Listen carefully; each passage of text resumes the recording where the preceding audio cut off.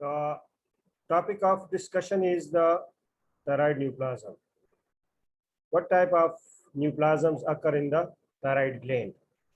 So we broadly categorize the thyroid neoplasm in the two forms, in the two categories.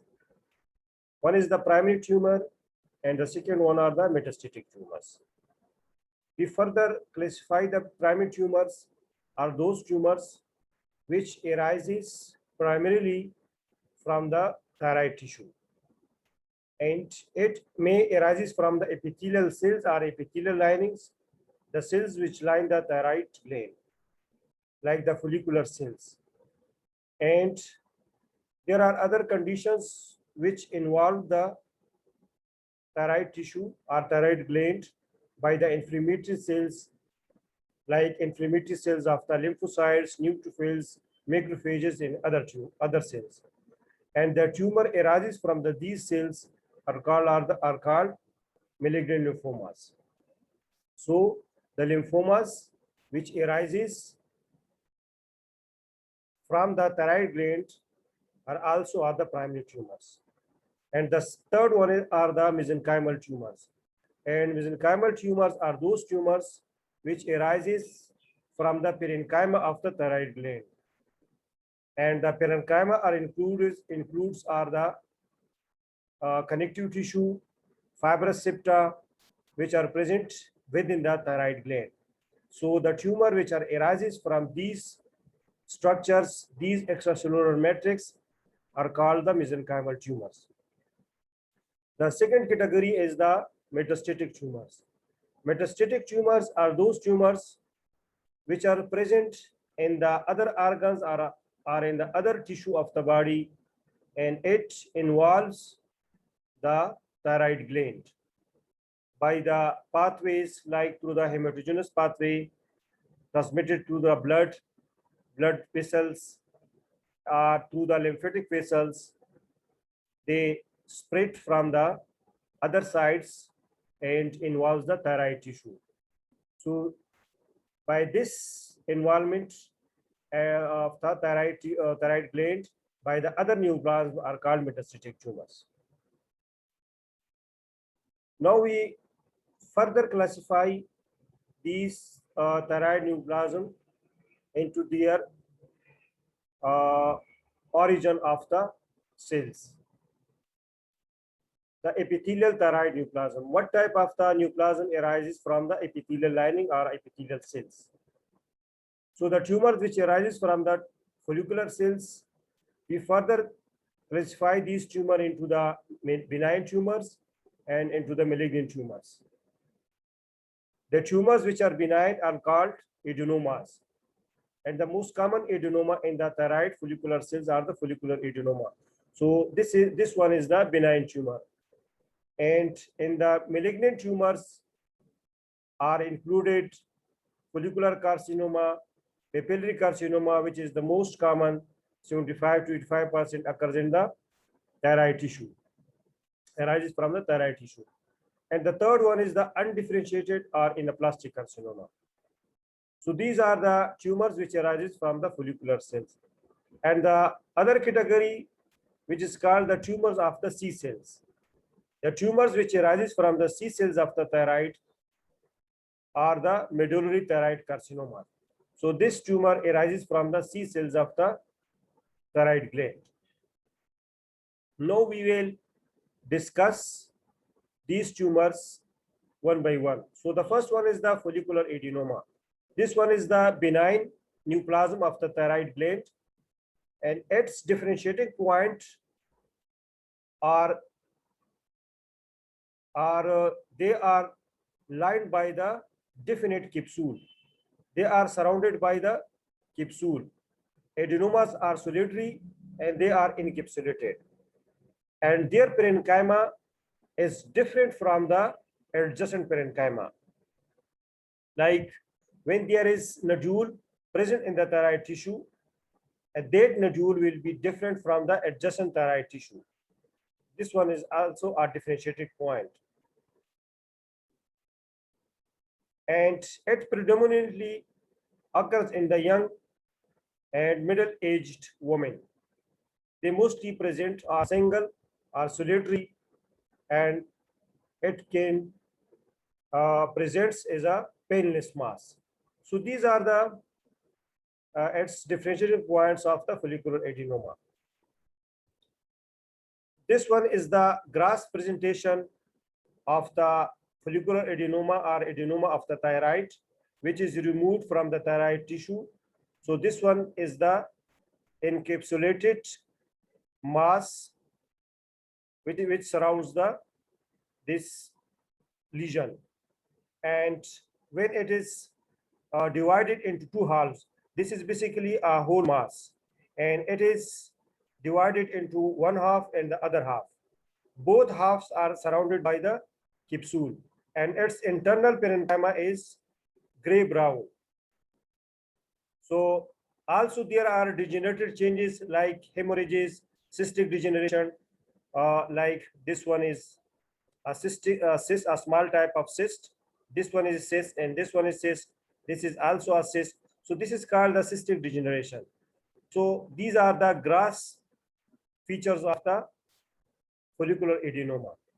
So when this lesion is removed and it is assessed for histopathology, and it is seen under the microscopic examination, and you will see like these features. So the follicles will be small. These are the follicles, collection of the or groups of the small follicles, and these follicles are lined by the follicular epithelial cells. These are the follicular epithelial cells, and the follicles are small, and they are lined by the follicular epithelial cells. And between the follicles, there is the fibrous tissue.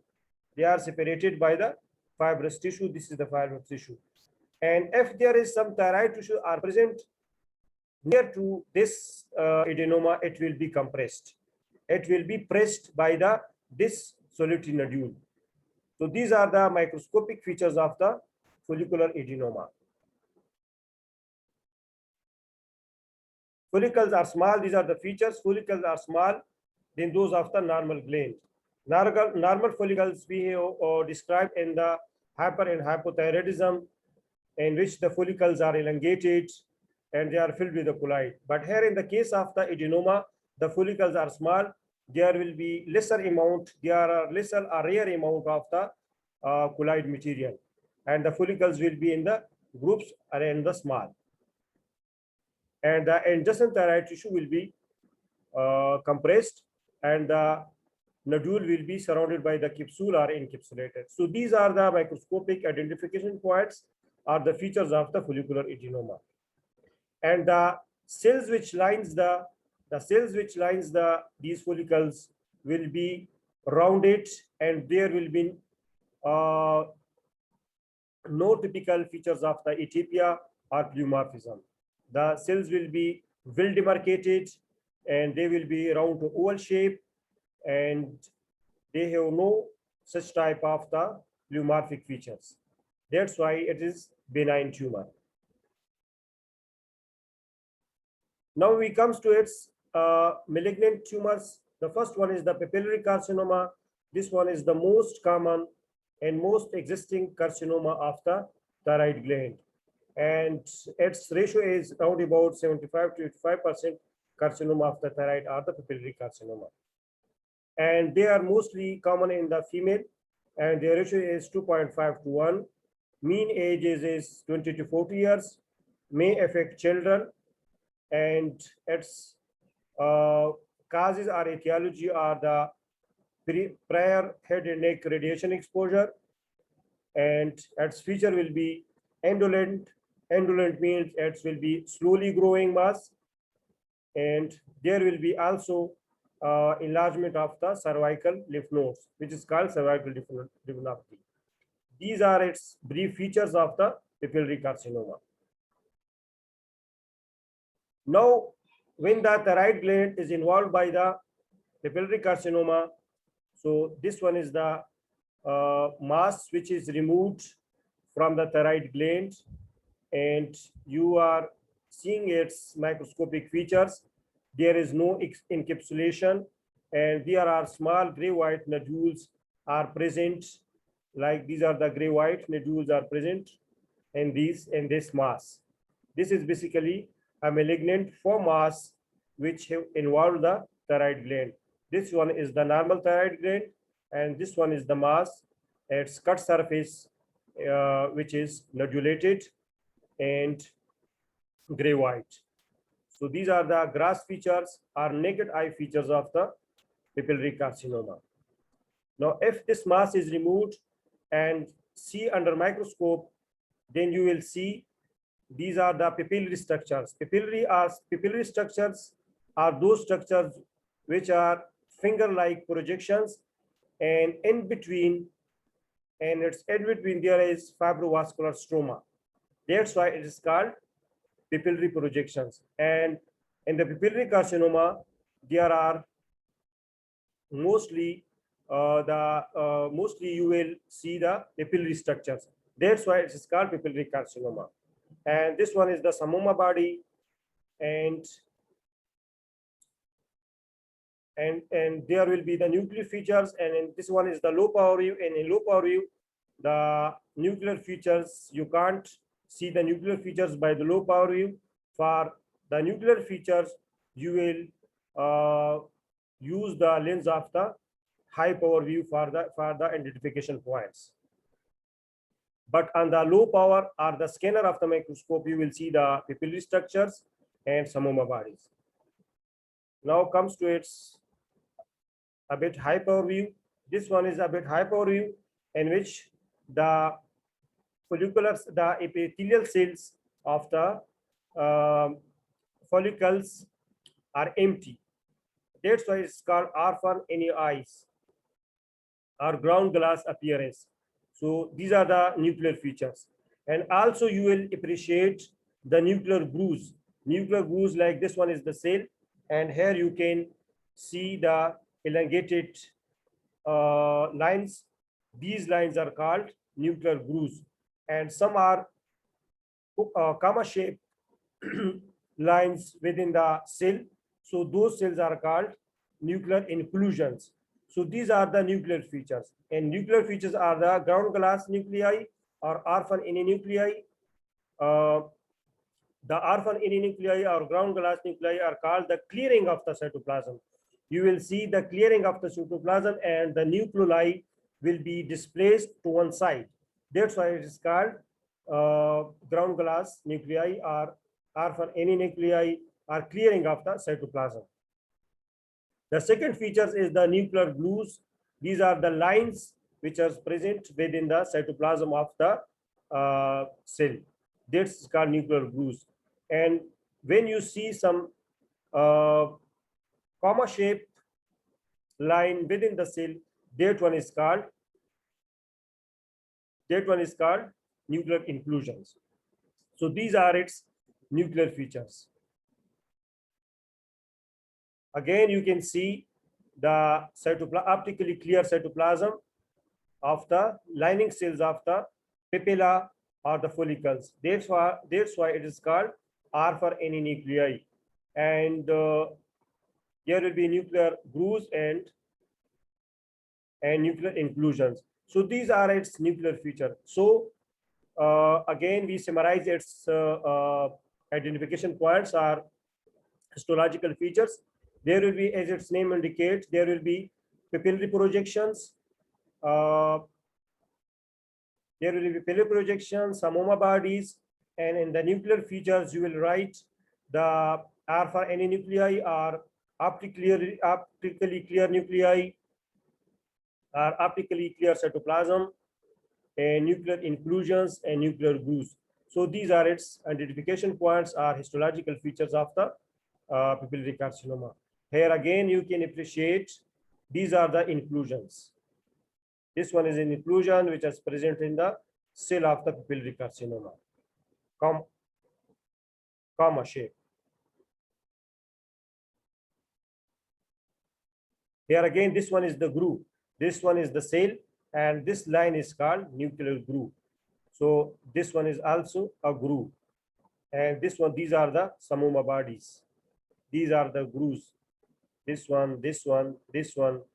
These are all the grooves, and when the grooves take the shape of coma shape.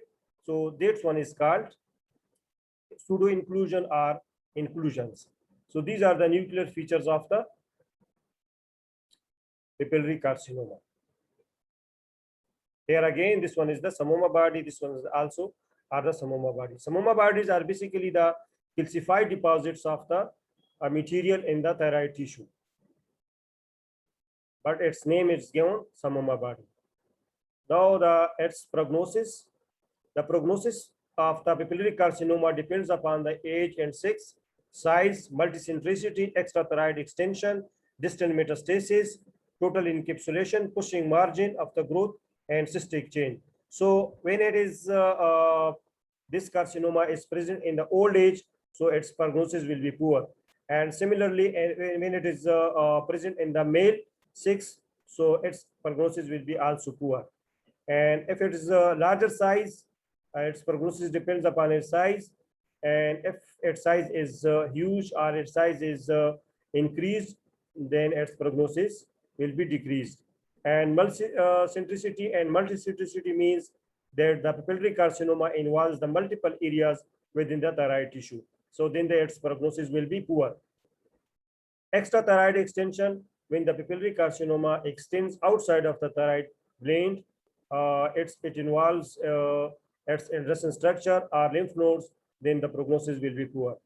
And there will be distant metastasis when the papillary thyroid carcinoma involves the other areas of the body, like in the other tissue, like in the other organs, then its prognosis will be poor. But if when the tumor is totally encapsulated, it have the pushing margins, then its prognosis will be good. But when the tumor is not encapsulated, there will be infiltrating margins. In these states, its prognosis will be poor. So these are the prognostic points of the papillary carcinoma. Now the second one is the follicular carcinoma. The follicular carcinoma is solitary and round and oval in shape. These are these grass points, and it's microscopically, it will be surrounded by the capsule. So by the identification points of the follicular carcinoma of the thyroid, like these are the follicles. These are the follicles, and the follicles are occupied by the colloid material. But they are deficient. They are definite identification points are those that when it involves or infiltrate the thyroid capsule. This one is the capsule. This one, and beneath the capsule is the follicular carcinoma, and this carcinoma traverses this capsule and infiltrate the adjacent thyroid tissue. This just like a mushroom. This one is the follicular carcinoma, and it traverses the thyroid and it takes the shape like a mushroom. This one. So this one is the one identification point of the follicular thyroid carcinoma, that it infiltrates the capsule. So the capsule involvement, it's definite identification point, because when it not involves this thyroid capsule, then it will be difficult to say that this is the malignant neoplasm of the follicular carcinoma on the histology. Then you will do the immunohistochemistry for the confirmation. But when you find the capsular infiltration, then you can say that this is the follicular carcinoma. Again, this is the capsule. This one is the capsule, the arrowhead. The arrowhead gives the follicular carcinoma, points the follicular. This one is the follicular carcinoma. The arrowhead points the carcinoma, and this one is the capsule. It pushes the capsule, and then it traverses the capsule. This is the benign thyroid tissue, and then it extends into the adjacent thyroid tissue. So this one is the identification point. And the other identification point of the follicular carcinoma, that it most commonly involves the blood vessels. Either it will involve the vein or artery. So these two identification points are necessary for the diagnosis of the follicular carcinoma of the thyroid. One is the capsular infiltration, and the other one is the vascular infiltration. This one is the carcinoma, follicular carcinoma, and this one is the capsule. It pushes the capsule and involves the adjacent thyroid tissue. So this was all about the follicular carcinoma of the thyroid. Now the other one is the anaplastic carcinoma or undifferentiated carcinoma. This one is the highly malignant neoplasm, and the patient of the anaplastic carcinoma mostly present with the firm and hard mass in the neck, and he will feel difficulty in the swallowing. He will present with the dysphagia. He have the difficulty in the breathing, present with the dyspnea and hoarseness of the voice, and the mass will be rapidly increasing. And the second point is the most commonly it occurs in the old age females. The mean age is the 65 years. Large firm mass and necrotic mass. These are gross microscopic gross features of the anaplastic carcinoma. And histologically, you will see the giant cells, highly malignant cells, spindle cells, or small or mixed cell population. And you will also see some follicular cells and papillary projections. But most commonly, you will see under the microscopic examination giant malignant cells and spindle cells, or sometimes you will also place the squamous cells. So these are the identification points on the microscopic, and grossly the mass will be large, firm, and necrotic. These are its histological feature. These are the malignant cells. Cells are highly malignant and multinucleated giant cell. This one is the giant cell. This one is also a giant cells, collection of the few cells at one point. This is called giant cell. These are the malignant giant cells, and you will also see the necrosis. This one is the necrosis, and the necrosis are those tissue in which the cells are present, but they are nuclear. They have the no nuclear features. That's are called necrosis. This one is the necrosis. This one is the giant cell, and you will also see the abnormal mitosis. These are the mitoses. So the identification points of the anaplastic carcinoma are that there will be cellular pleomorphism, which will be high grade, and there will be multinucleated giant cells, highly abnormal mitosis, and necrosis. So these are the four histological features, histological points of the anaplastic carcinoma. Now the other one is the medullary carcinoma. Medullary carcinoma is the type of the malignant tumor of the thyroid, which arises from the C cells of the thyroid gland. And these C cells produces the C cells are also called parafollicular cells. One are the follicular cells which lines the thyroid gland, and the other one is the parafollicular cells. These parafollicular cells releases the calcitonin, which helps in the deposition or carrying of the calcium. So the tumor which arises from the C cells of the thyroid are called medullary carcinoma, and this their existence is 5% of all the thyroid malignancy, and at 80% they are sporadic, and they are also part of the multiple endocrine neoplasia type 2A and type 2B syndromes. They are also part of the multiple endocrine neoplasia syndrome 2A and 2B. This one is the multiple endocrine neoplasm syndrome, which are the medullary carcinoma is the part of this syndrome.